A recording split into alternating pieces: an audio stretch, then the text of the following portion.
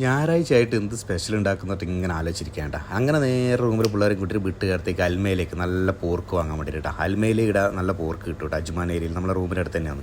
അങ്ങനെ അവിടെ പോയിട്ട് നമുക്ക് ആവശ്യമായ നല്ല അടിപൊളി പോർക്ക് ഇറച്ചി വാങ്ങിയിട്ടാ. നല്ല പന്നിയിറച്ചി അപ്പോൾ എന്താ കാണാൻ വാങ്ങുമൊക്കെ. അങ്ങനെ നേരെ അതും കൊണ്ട് റൂമിലേക്ക് വന്നിട്ട് നമ്മളെ കുക്കിങ്ങിൻ്റെ പരിപാടി തുടങ്ങി.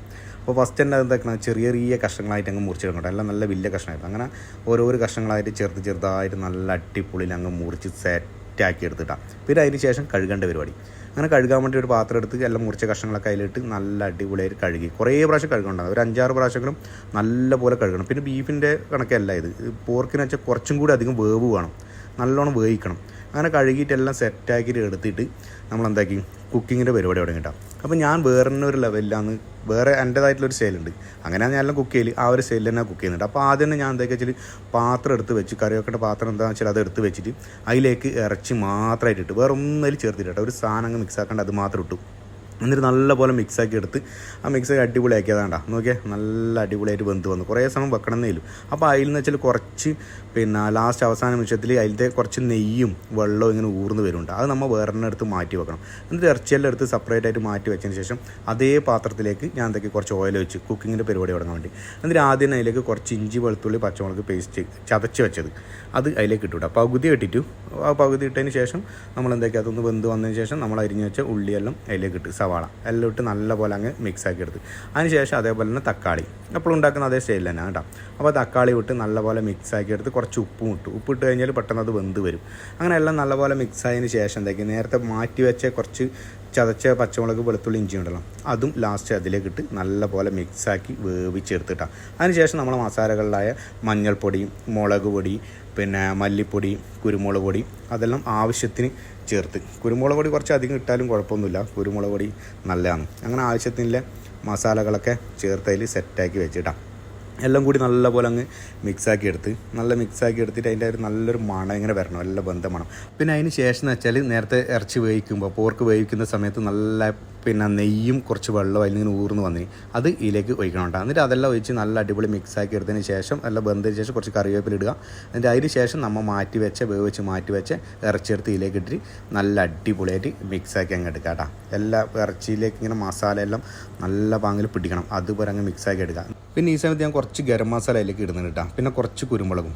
എന്നിട്ട് അതെല്ലാം കഴിഞ്ഞ് നല്ല അടിപൊളി മിക്സാക്കി സെറ്റാക്കി അങ്ങ് എടുക്കുക. പിന്നെ എന്നിട്ട് നമുക്ക് ആവശ്യമായിട്ടുള്ള വെള്ളം എന്താക്കുക അതിലേക്ക് ചേർക്കുക. അതിന് ശേഷം നമ്മൾ വേറൊരു ഐറ്റം ഉണ്ട്, തേങ്ങാക്കൊത്തില്ലാണ്ട് കളിയില്ല.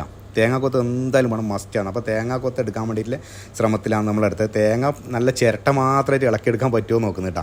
അങ്ങനെ നമ്മൾ വിചാരിച്ചണക്ക് സംഭവം ക്ലിക്കായി. അതായത് ചിരട്ട മാത്രമായിട്ട് നമുക്ക് ഇളക്കിയെടുത്തിട്ട് കിട്ടിയിട്ട ഒരു ഭാഗത്ത് ചിരട്ട മാത്രം ഇളക്കിയെടുത്ത്.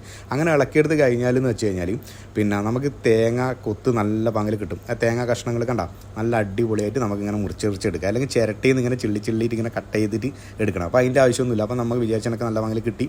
അപ്പോൾ ലാസ്റ്റ് വിഷയമായിട്ടുള്ള അതിലേക്ക് എത്തി. അപ്പോൾ നമ്മൾ അതിലേക്ക് ആവശ്യമായിട്ടുള്ള കുറച്ച് കറിവേപ്പിലയിലിട്ട് പിന്നെ തേങ്ങാക്കൊത്ത് ഉണ്ടാക്കാൻ വേണ്ടിയിട്ട് ഒരു പാൻ എടുത്ത് വെച്ച് അതിലേക്ക് വെളിച്ചെണ്ണ വെച്ച് തേങ്ങാക്കൊത്ത് സെറ്റാക്കി എടുത്തിട്ടാണ്.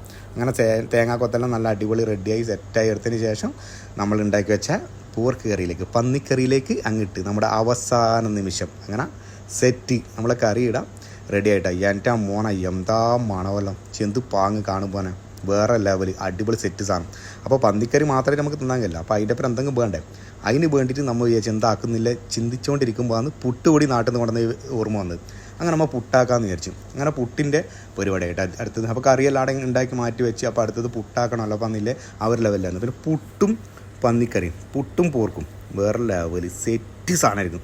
നല്ല കോമ്പിനേഷൻ ആയിരിക്കും. അടിപൊളി വെച്ചാൽ അടിപൊളിയാണ്. അങ്ങനെ നമ്മൾ വെച്ചാൽ പുട്ടുണ്ടാക്കാനുള്ള തയ്യാറെടുപ്പ് തുടങ്ങി കുറ്റിയെല്ലാം എടുത്ത് അതിലെല്ലാം സെറ്റാക്കി അടിപൊളിയാക്കി വെച്ച്. പക്ഷേ എങ്കിൽ ചെറിയൊരു പ്രശ്നം കിട്ടാം, നമ്മൾ വിചാരിച്ച കണക്ക് പുട്ടുണ്ടാക്കാൻ കഴിയില്ല. വീട്ടിൽ നമ്മൊന്നും ഉണ്ടാക്കുന്ന കണക്ക് നമുക്ക് ഉണ്ടാക്കാൻ പറ്റുന്നില്ല. പുട്ട് നമ്മളെ ചതിച്ച് വിചാരിച്ച കണക്ക് അങ്ങ് വരുന്നില്ല കേട്ടോ. നോക്കിയാൽ എല്ലാം പൊടിയായിട്ടാണ് വരുന്നത്. പക്ഷേ എങ്കിൽ നമ്മൾ വിട്ടു കൊടുക്കുമോ? ഒരു കാരണവശാലും വിട്ടു കൊടുക്കില്ല. അത് ശ്രമം ഒന്ന് പൊട്ടിക്കഴിഞ്ഞാൽ നമ്മൾ എന്താക്കും, അടുത്തത് എടുക്കും. അപ്പോൾ അടുത്തത് നോക്കുമ്പോൾ അടുത്തതും ഇതേ കണക്കെ ചെറിയൊരു പരാജയം തന്നെ. സ്റ്റാർട്ടിങ്ങിലേ നമ്മളെ നിരാശയാക്കി. എന്നാലും കുഴപ്പമില്ലാത്തൊരു രീതിയിൽ വന്നു കേട്ടോ. കുറച്ചും കൂടെ നമുക്ക് നല്ല ഇതാന്ന് നോക്കി കട്ടയായിട്ട് കിട്ടി. നേരത്തെ അത്ര പൊടിഞ്ഞില്ല. എന്നിട്ടും നമ്മൾ വിട്ടു കൊടുക്കില്ല അങ്ങനെ. അപ്പോൾ എന്നിട്ട് നമ്മൾ മൂന്നാമത്തെ കുറ്റി ഉണ്ടാക്കുമ്പോൾ പുട്ട് വിചാരിച്ച് ഇവന്മാർ എന്തായാലും ഒഴിഞ്ഞു പോകില്ല എന്നുള്ള വിചാരിച്ചിട്ട് അങ്ങനെ കുഴപ്പമില്ലാത്ത അതിലും നല്ല മെച്ചമായിട്ടുള്ള ഒരു കഷ്ണം തന്നെ അങ്ങ് വന്നു. എന്നാലും അത് നമ്മൾ വിചാരിച്ച അത്ര ആയിട്ടില്ല. പക്ഷേ എങ്കിൽ വിചാരിച്ച കണക്കത്ത് വേണമെന്നില്ല, വാശിയിൽ തന്നെ അടുത്തത് ഉണ്ടാക്കി അതാ മോനെ വന്ന് അടിപൊളി സെറ്റ് പുട്ട്. എന്നാലും ചെറുതായിട്ട് പാളിയിട്ടുണ്ട്. അങ്ങനെയെല്ലാം സെറ്റായതിന് ശേഷം നമ്മളെ റൂമത്തെ പിള്ളേരും പുട്ടും പോർക്കും തമ്മിലുള്ള ഒരു മലപ്പിടുത്തായിരുന്നു. വിഷ്ണു എങ്ങനെയുണ്ട് പുട്ടും പോർക്കും? സെറ്റ് തന്നെ കേട്ടാ. ആദ്യമായിട്ടാണ് പുട്ടും പോർക്കും ഞാൻ കഴിക്കണം. അടിപൊളി, എനിക്കിഷ്ടായി. ശരത്തെ എങ്ങനെയുണ്ട് നമ്മളെ പുട്ടും പോർക്കും?